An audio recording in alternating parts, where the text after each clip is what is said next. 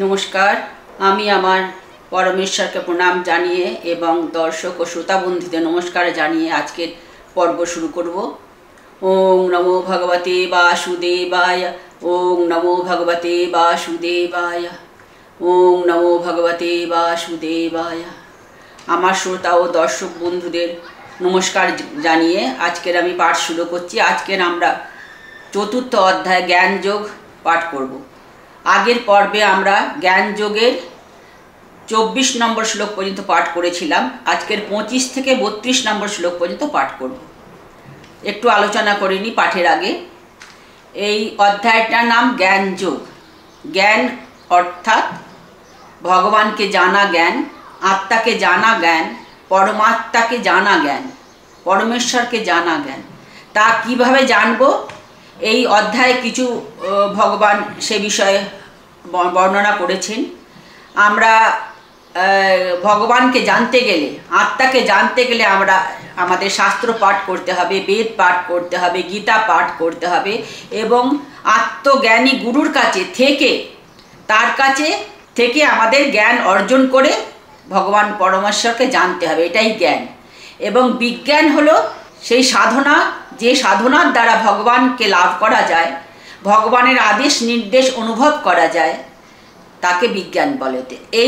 এই চতুর্থ অধ্যায়ের নাম জ্ঞান যোগ, অর্থাৎ ভগবানকে জানার কি কি পদ্ধতি আছে, কি কি পথ আছে, সেইগুলো এই অধ্যায়ে কিছু আলোচনা করা হয়েছে। সেই জন্য এই অধ্যায়ের নাম জ্ঞান যোগ হয়েছে। তো আমরা আজকে 25 থেকে 32 নম্বর শ্লোক পর্যন্ত পাঠ করব। প্রথমে আমি ছন্দে পাঠ করে যাব, তারপরে প্রতিটি শ্লোক পাঠ করে আমি অর্থ বলব।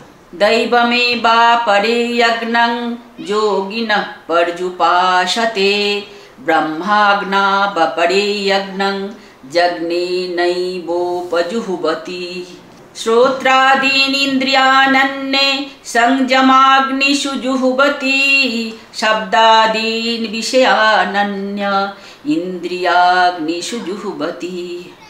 सर्वाणि इन्द्रियकर्माणि प्राणकर्माणि चापरे, आत्मसंयमयोगाग्नौ जुह्वति ज्ञानदीपिते।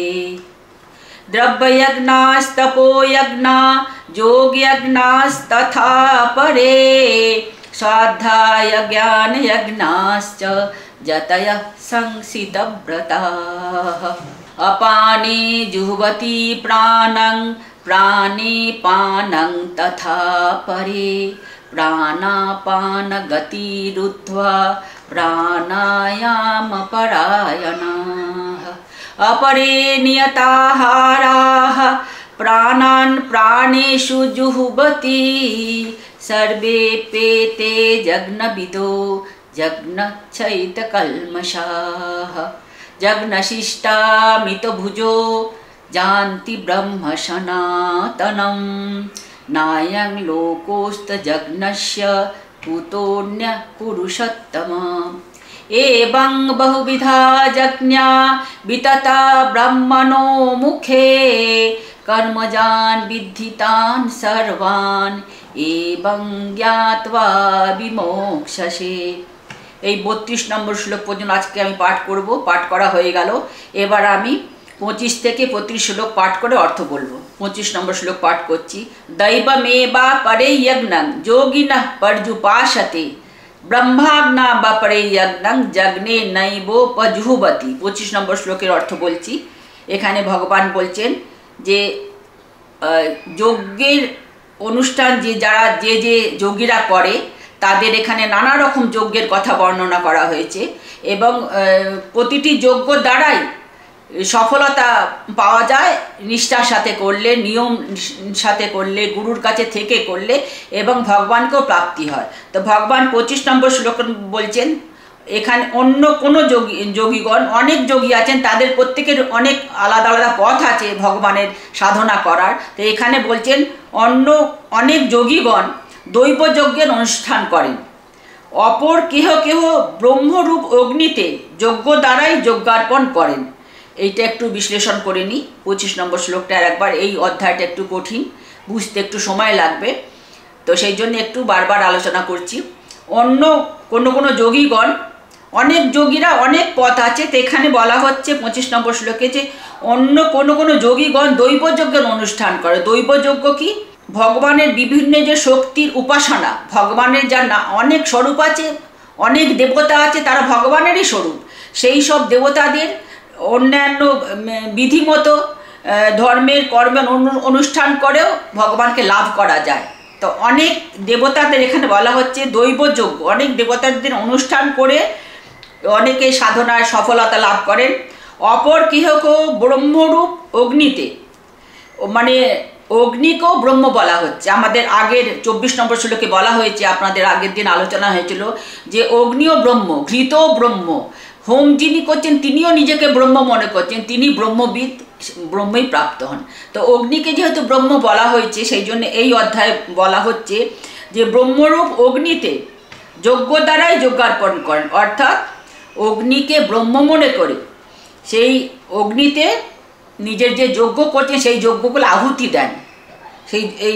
এটা হলো যজ্ঞ দ্বারা যজ্ঞে অর্পণ করা, সর্বকর্ম সেই অগ্নিতে, ব্রহ্মরূপ অগ্নিতে আহুতি দেন। এই 4th অধ্যায় জ্ঞানযোগ যে সাধনা, তা গৃহীরা পারবে না। এটা সাধকরা সাধনা অর্জন করার জন্য তারা আত্মজ্ঞানী গুরুর কাছে থেকে, আশ্রমে থেকে তারা এইগুলো সাধনা করেন। কিন্তু এইটা যেহেতু আমাদের পড়ছি, অর্থ বলছি, সেটা আমাদের জেনে রাখা দরকার।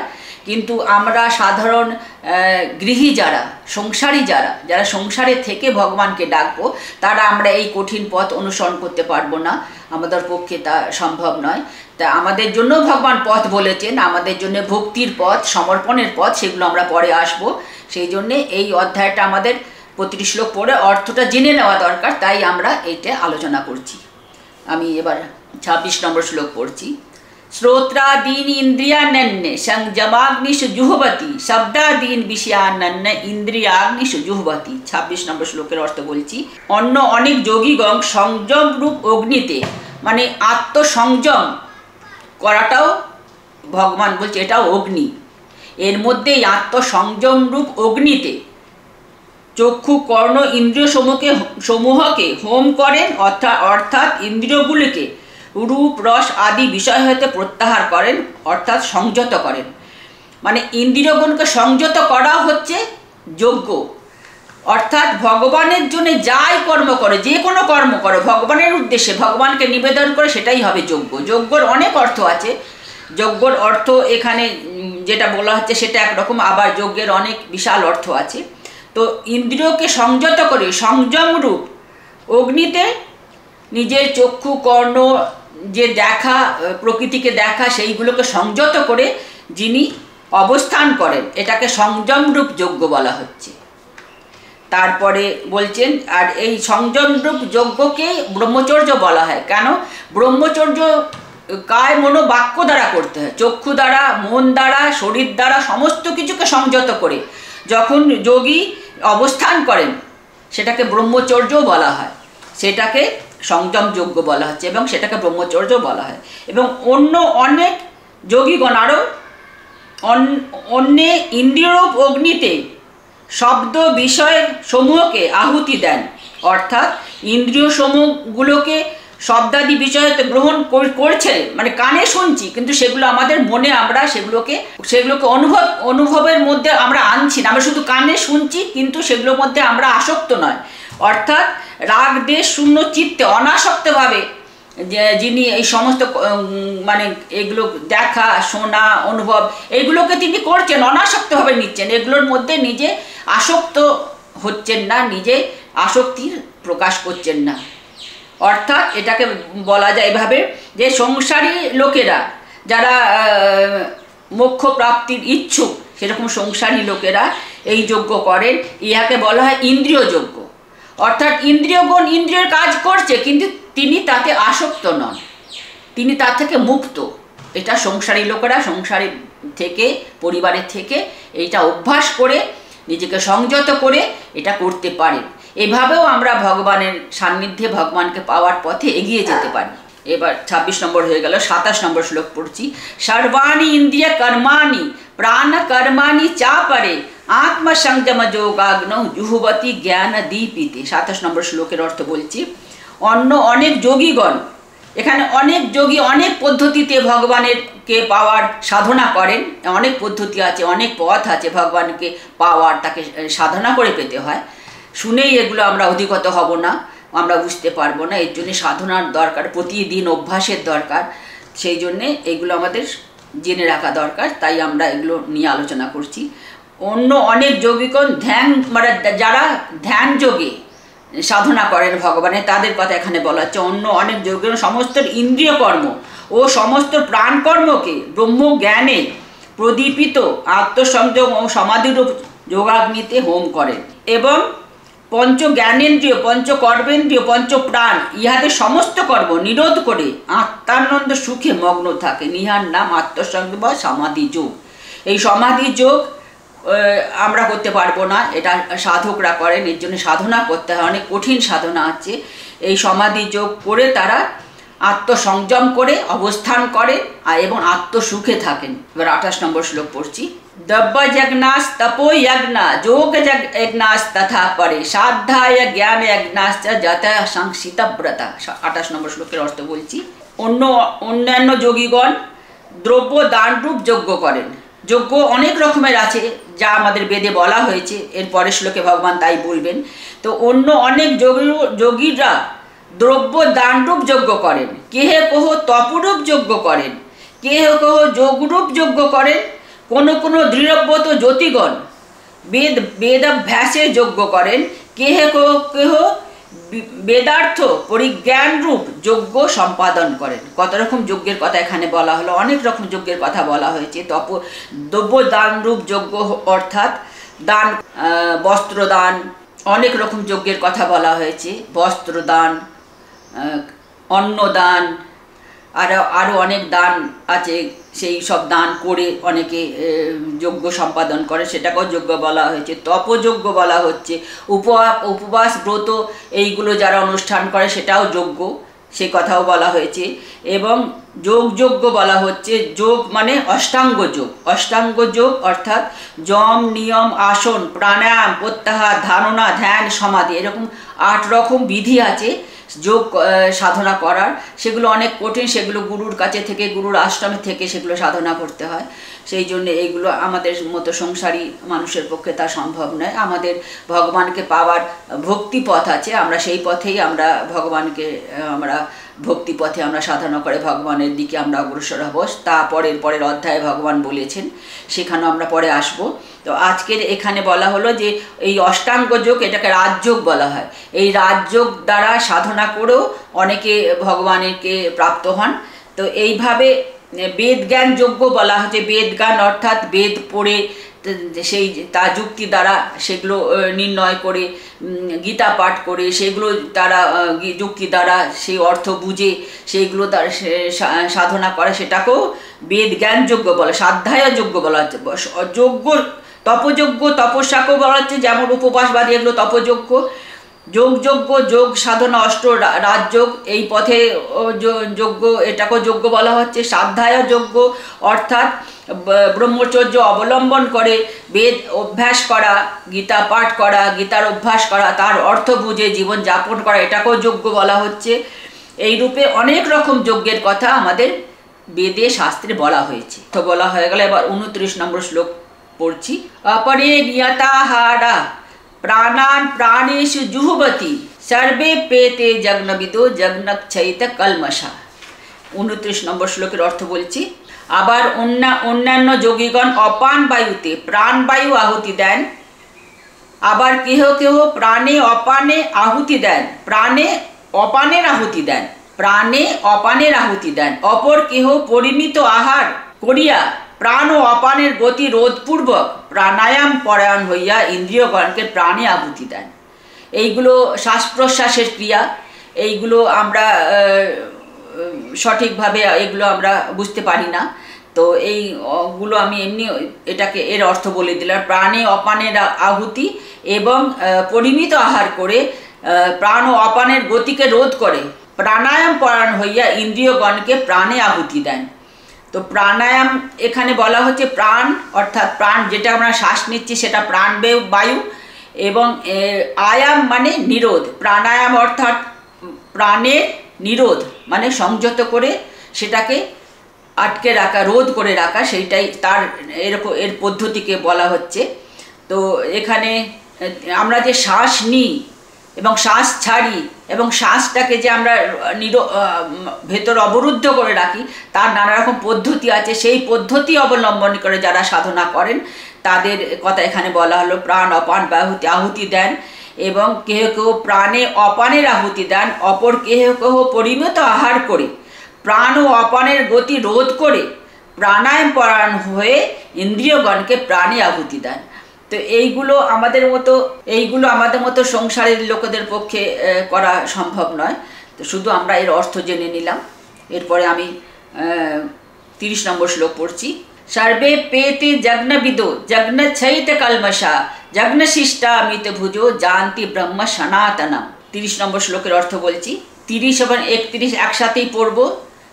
একসাথে পড়তে এবং আপনাদের বোঝাতে বুঝতে সুবিধা হবে, তাই জন্য এটা একসাথেই পড়ছি। সর্বে পেতে যজ্ঞবিদো যজ্ঞচ্ছৈত কলমশা যজ্ঞশিষ্টা অমিত ভুজো জানতি ব্রহ্ম সনাতনম নায়ং লোকোস্তি যজ্ঞস্য কুতোন্য পুরুষোত্তম।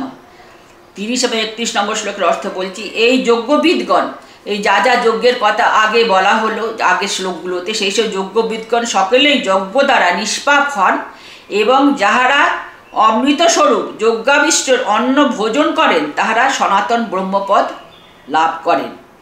হে কুরুশ্রেষ্ঠ, যে কোনরূপ যজ্ঞ করে না তাহার ইহকালও নাই, পরকাল তো দূরের কথা, কোনো সুখ নাই। ইহকালে কোনো সুখ নাই, পরলোকে আর সুখ কী করে হবে। তো 30 এবং 31 নম্বর শ্লোকেই বলা হলো যে যারা আগে যে যজ্ঞের কথা বলা হলো, সেই অনেক রকম যজ্ঞের কথা বলা আছে। সেই সব যজ্ঞ করে নানা সাধকরা তারা অমৃত স্বরূপ যজ্ঞ অন্ন গ্রহণ করে তারা ব্রহ্মপদ প্রাপ্ত হন। এবং যে এরূপ যজ্ঞ করে না তার কালো নাই, পরকালও নাই। তো যজ্ঞ এখানে অনেক রকম বলা হয়েছে। শাস্ত্র পাঠ করাও যজ্ঞ, গীতা পাঠ করাও যজ্ঞ, তারপরে দান করাও যজ্ঞ, তারপরে এই যে প্রাণায়াম নিঃশ্বাসের যে নানা রকম পদ্ধতি আছে সেগুলো মেনে সাধনা করাও যজ্ঞ। যজ্ঞ অনেক রকম আছে। ভগবানকেই বেদেতে ভগবান শ্রীবিষ্ণুকে যজ্ঞ বলা হচ্ছে। ভগবানের জন্য যে কোনো কর্ম করবে সেটাই যজ্ঞ। সেই জন্য আমরা নিঃশ্বাস প্রশ্বাসের নানা রকম যে পদ্ধতি ক্রিয়া সেগুলো আমরা করতে পারবো না, কিন্তু আমরা অন্য যজ্ঞ করতে পারি। অন্য যজ্ঞ বলতে আমরা গীতা পড়তে পারি, গীতার যে দেখানো পথে আমরা নিজেদের চালিত করতে পারি, আমরা দান করতে পারি এবং আমরা সব সময় ঈশ্বরের চিন্তায় নিজেকে নিমগ্ন রেখে ঈশ্বরের উদ্দেশ্যে সমস্ত কর্ম আমরা তাকে নিবেদন করে করতে পারি। এটাই আমাদের পক্ষে সম্ভব, এটাই আমরা করব। 30-31 হয়ে গেল। 32 নম্বর শ্লোক পড়ছি। এবং বহুবিধা যজ্ঞা বিততা ব্রহ্মণো মুখে কর্মজান বিদ্ধিতান ষাডবান এবং জ্ঞাতবা বিমোক্ষাসে। 32 নম্বর শ্লোকের অর্থ বলছি। এইরূপ বহুবিধ যজ্ঞের কথা আমাদের শাস্ত্রে বিহিত আছে, অর্থাৎ আমাদের বেদেতে এরকম বহুবিধ যজ্ঞের কথা বলা আছে যেগুলো কর্ম থেকে উৎপন্ন জানবে এবং সেগুলো কায়িক, বাচসিক এবং মানসিক এই 3 প্রকার কর্ম থেকেই সেগুলো উৎপত্তি। এইরূপ জানলেই মুক্তি লাভ করবে। অর্থাৎ এই যে যজ্ঞের কথা বলা হলো সেই যজ্ঞ আমাদের শাস্ত্রে আছে, আমাদের বেদে আছে এবং সেগুলো কায়িক, মানসিক এবং বাচিক এই 3 পদ্ধতিতেই এইগুলো সব এই কর্মগুলো সম্পাদিত হয়। এইগুলো জানা, এই যে যজ্ঞের কথা জানা, সেভাবে নিজেকে জীবন চালনা করাও, এই জানলেও মুক্তি লাভ করবে। আজকের আমি 32 নম্বর শ্লোক পাঠ অর্থ বলে সমাপ্ত করছি। এর পরের পর্বে আমরা 33 থেকে 42 নম্বর শ্লোক পাঠ করে আমরা সমাপ্ত করব। নমস্কার। ওম নমো ভগবতে বাসুদেবায়। ওম নমো ভগবতে বাসুদেবায়। ওম নমো ভগবতে বাসুদেবায়। हरि ओम हरि ओम हरि ओम।